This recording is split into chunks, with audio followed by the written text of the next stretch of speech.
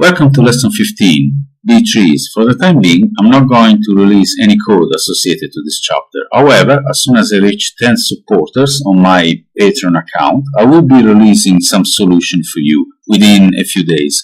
Look for more details in the description section below. These data structures are similar to 2, 3, 4 trees, but they allow nodes to store many more items and to be connected to many more children.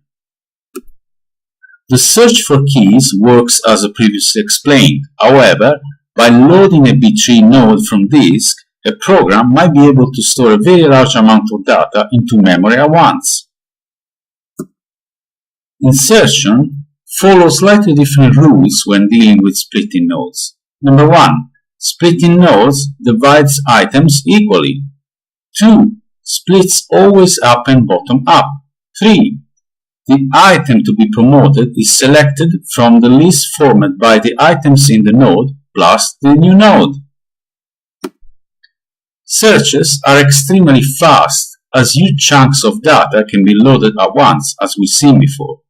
Insertions and deletions are also much faster than in other trees. Some implementations store data only on leaves, using the remaining nodes to store keys. These are general B+tree.